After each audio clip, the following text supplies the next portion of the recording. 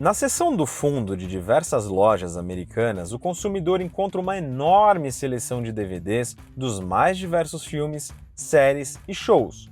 Entre as mais diversas opções de obras-primas estão Avatar, Rocky, um lutador, Star Wars, Uma Nova Esperança e, claro, Ursinho Paddington 2. O consumidor também pode encontrar um filme de 2014, argentino, chamado Relatos Selvagens. O filme, produzido por Almodóvar, com Ricardo Darín no elenco, conta com 6 curtas histórias de acontecimentos surreais. Um voo de avião sequestrado, o dilema moral de uma garçonete frente ao homem responsável pela morte de seu pai, um engenheiro estrangulado pelas burocracias, um mega empresário após seu filho atropelar uma pessoa, 2 pessoas brigando na estrada e um casamento arruinado pela notícia de que a noiva foi traída. Como o nome do filme deixa claro, são histórias surreais, em que o inesperado ocorre a cada minuto e todas as expectativas são subvertidas em instantes. No início de 2023, as lojas americanas, uma empresa gigantesca, foi envolvida em uma história digna de estar no filme. Uma grande confusão que derrubou o valor da ação em 85% em 3 dias. Uma bomba de reviravoltas, medo, incertezas, acusações de fraude e agressividade. E como quase toda história do tipo, começamos com tudo parecendo que está bem. Com otimismo no mercado até. E isso vamos ver a seguir, depois do comercial. Mais um fim de semana maluco das lojas americanas, onde você compra qualquer mercadoria com cheque pré-datado para 30 dias. E a guerra dos gerentes continua e você que está ganhando. Essa é a Cláudia de Utilidades Domésticas. Qual é a oferta, Cláudia? Mais de 1 milhão de peças plásticas da Sanremo entre baldes e potes. E os potes médios, muito barato, por R$ 1,50. Paulo da Mata, gerente da Lingerie. Vai lá, Paulo. Calcinhas ou sutiãs da Danilo por apenas R$ 4,90 a peça.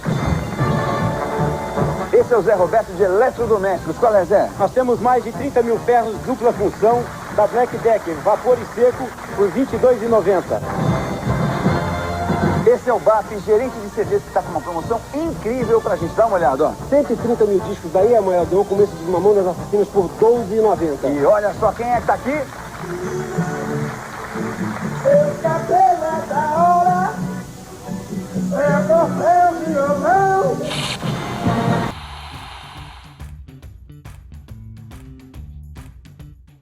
Em agosto do ano passado, o mercado ficou bastante animado com as perspectivas em relação às lojas americanas. A companhia havia acabado de fechar a contratação de um grande nome para comandar a empresa a partir de 2023.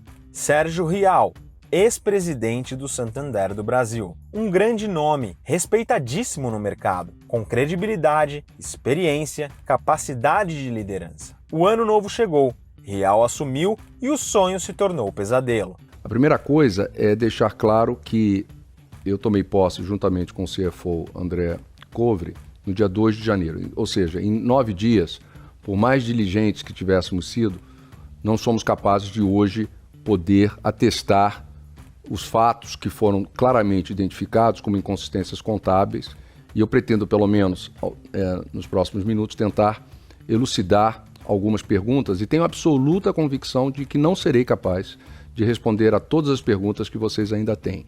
Isso terá que ser um dia a cada vez. Do dia para a noite, a empresa apareceu com um rombo contábil de 20 bilhões de reais, cifra que representa quase o dobro do seu valor de mercado na época. Rial tinha assumido 9 dias antes, mas ao vir a público com essa notícia, se demitiu do cargo. Tem gente que diz que a decisão do executivo foi tomada para não se tornar cúmplice do que pode ser um crime. Rial deu algumas explicações e as conversas para resolver o problema já começaram.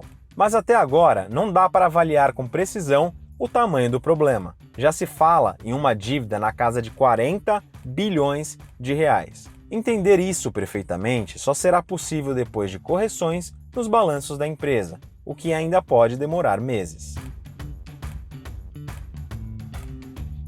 Você pode pensar nas americanas como aquelas lojas de departamento que vendem uma infinidade de coisas diferentes, como TVs, DVDs, livros, roupas e chocolates. Mas a verdade é que o grupo se tornou muito maior do que isso, englobando não apenas 1.080 lojas físicas, mas também Americanas.com, Submarino, Shoptime, Ame, a fintech criada em 2018 que funciona como o braço financeiro do grupo, Hortifruti Natural da Terra, Vem Conveniência, uma parceria. As marcas e as lojas Puquê, Imaginarium, Mind e Love Brands. O grupo tem mais de 3.600 lojas no total, espalhadas entre 900 cidades diferentes pelo Brasil, vendendo para 53 milhões de clientes ativos em 487 milhões de transações diferentes. No total, a empresa vendeu 1 bilhão e 700 milhões de produtos no terceiro trimestre de 2022, para um faturamento de 11,7 bilhões de reais. A Americanas se destaca por hoje não ter controladores, mas sua imagem está fortemente associada aos antigos controladores, que por um acaso são os homens mais ricos do Brasil. Em 1982, o trio de bilionários fundadores da 3G Capital, Jorge Paulo Lemann, Marcel Teles e Carlos Alberto Sicupira, entraram no quadro social da empresa e tinham juntos 53,3% da participação no capital social. Porém, em 2021, a participação dos três caiu para 29,2%. Com isso, passaram de controladores a acionistas de referência. Mesmo assim, continuam como principais acionistas da empresa, que tem o restante do capital bastante diluído da seguinte forma: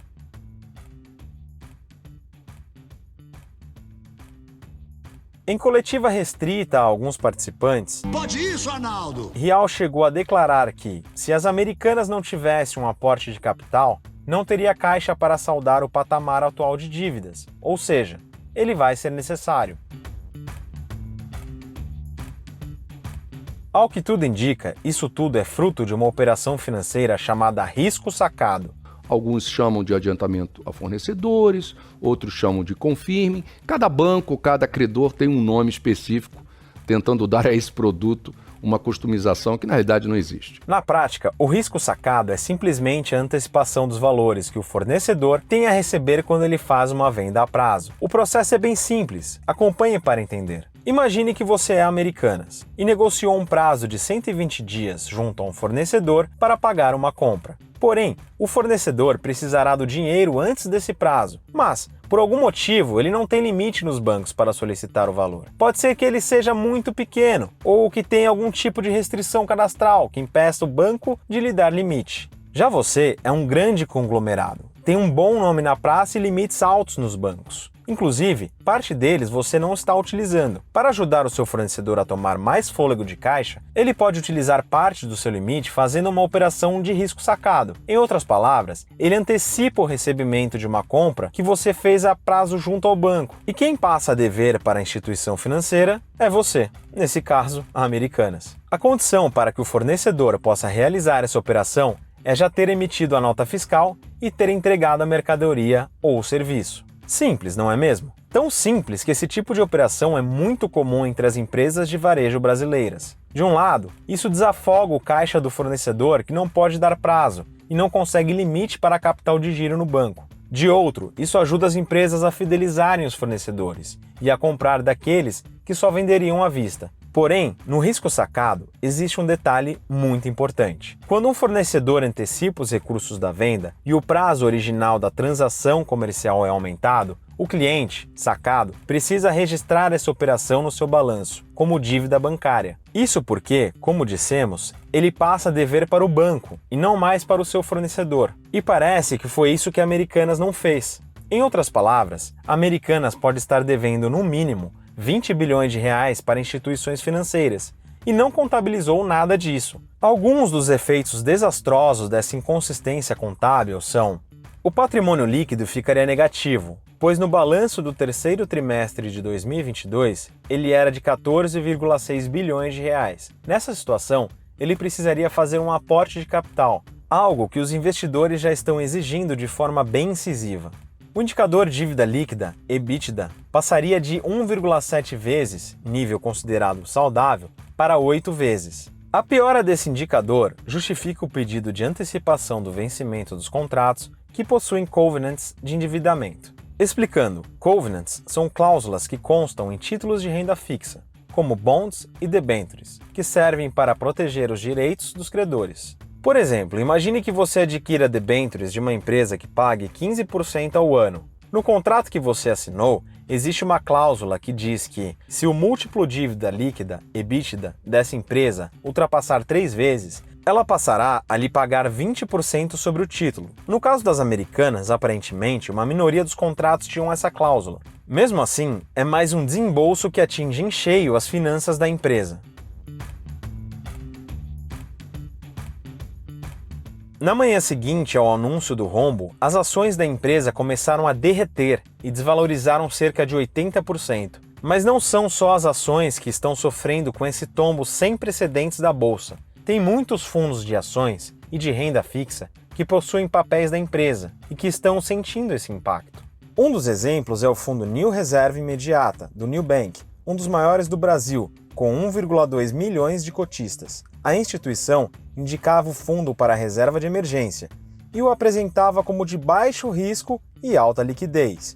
No entanto, esse não deveria ser o caso, já que o gestor investiu 1% do patrimônio em debêntures das Americanas, o que fez com que todo o fundo tivesse um rendimento muito abaixo do esperado. O problema respingou também em alguns fundos imobiliários, que possuem imóveis alugados para a empresa.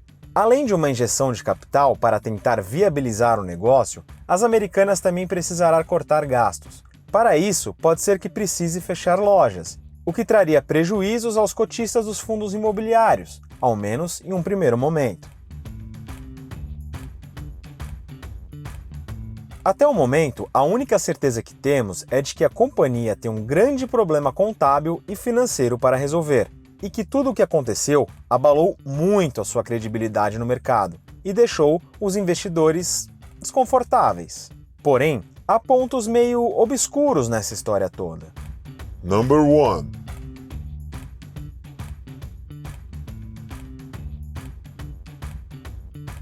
A informação foi levantada por veículos de comunicação com base em documentos públicos disponibilizados pela CVM. Nesses documentos não constam os nomes dos diretores, mas, ao que tudo indica, parece que os sócios majoritários já tinham alguma noção de que havia algo errado com os números da empresa.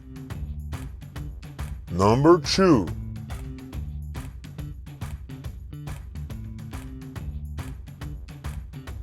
Segundo especialistas, a quantidade de shorts, operações que apostam na desvalorização das ações, estavam em patamares elevados quando as inconsistências contábeis foram divulgadas. Isso reforça a suspeita de ter existido insider trading, informações privilegiadas, no caso das Americanas. Em outras palavras, alguém possivelmente sabia o que estava acontecendo e tirou proveito financeiro com isso, antes de o mercado tomar conhecimento. Number 3.